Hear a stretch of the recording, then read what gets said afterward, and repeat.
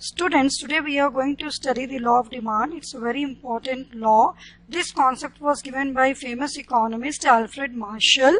As per Alfred Marshall, law of demand states that other things being equal or constant, that means other factors affecting the demand of a commodity, if they remain constant, there is no change in that, then if the price of the commodity rises, then the quantity demanded of the commodity falls, and if the price of the commodity falls, then the quantity demanded of the commodity rises. There is an inverse relationship between the price and the quantity demanded. There shouldn't be any change in the price of related goods, income, taste and preferences, or future expectations of change in the price of a consumer.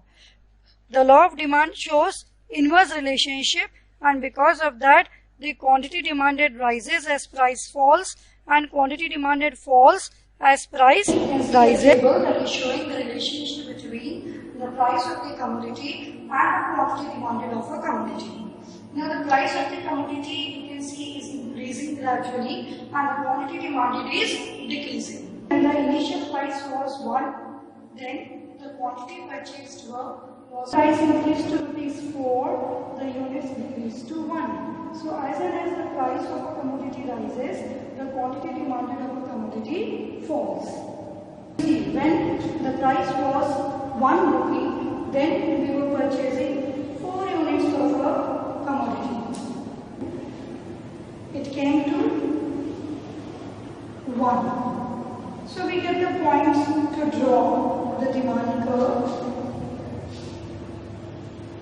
We can join this linear demand curve, that as and as the price of a commodity falls, the quantity demanded of a commodity rises. It is a downward sloping demand curve which moves from left to right. These assumptions are those basic conceptions that we have to keep in mind while studying law of demand. First of all, there shouldn't be any change in the income of a consumer. There shouldn't be any change in the population size. There shouldn't be any change in the price of related goods. That means substitute goods and complementary goods. The taste and preferences of the consumer should also not change. And there shouldn't be no change in the expectations of the price in future. The climatic conditions should also not change. These are non-price factors and they should be constant. Here we have a very important question in front of us, that why more of a good is purchased when its price falls, or why does demand curve slope downwards? Means what is the reason behind the inverse relationship between the price of a commodity and its quantity demanded. Now this slide shows us the 5 reasons which affect this question. One by one we are going to study. The very first one is the law of diminishing marginal utility. The law of diminishing marginal utility states that as and as we consume more and more units of a commodity, the satisfaction that we derive from the consumption of each successive unit goes on diminishing. That is, इसका मतलब जैसे जैसे हम एक के बाद दूसरी, दूसरे के बाद तीसरी यूनिट कंज्यूम करते हैं, उससे मिलने वाला सेटिस्फेक्शन हमें कम होने लगता है. जैसे हम स्कूल से सपोज घर गए, हमने एक रोटी खाई तो हमें बहुत अच्छा सेटिस्फेक्शन मिलेगा, लेकिन उसके बाद जब हम सेकंड रोटी खाएंगे तो हमारा सेटिस्फेक्शन लेवल थोड़ा कम हो जाएगा. थर्ड खाएंगे तो और कम हो जाएगा, फोर्थ खाएंगे तो और कम हो जाएगा. इस तरीके से जो सेटिस्फेक्शन हमें मिलने वाला है वो कम हो जाएगा और हमारा कर्व एक डाउनवर्ड स्लोपिंग कर्व बन जाएगा यूटिलिटी का जब हम उसको बनाएंगे, क्योंकि सेटिस्फेक्शन फॉल होता जा रहा है. Consumer is ready to pay less and less for each and every unit. Now we will study about the income effect. Income effect is another very important factor. It refers to the change in quantity demanded of a commodity when the change in price of a commodity leads to change in the real income of a consumer. That means because of increase or decrease in the price of a product, the purchasing power of a consumer is affected, which is also known as real income.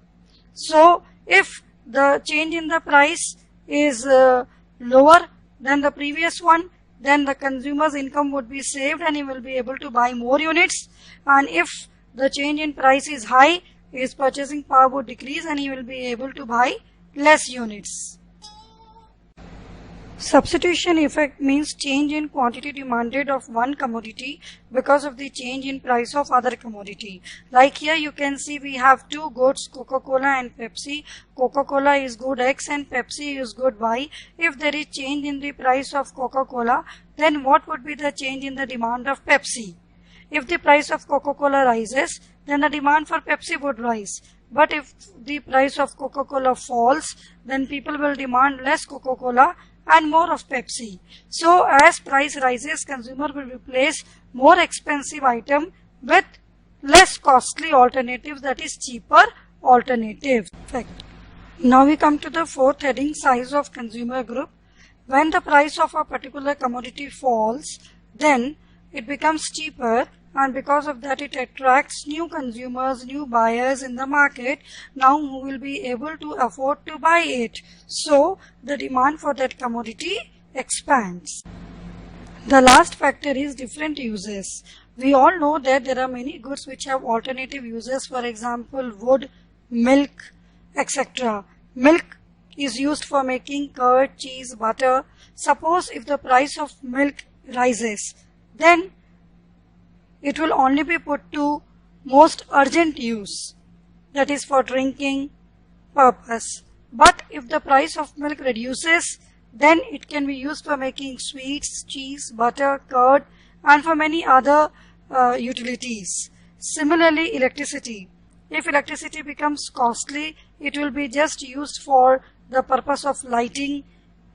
Otherwise, it will be used for the purpose of heating, for the purpose of ironing, for many other purposes.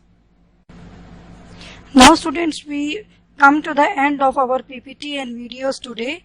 The other videos and PPTs will be shared with you on next turn, that is on Friday, along with the assignments of the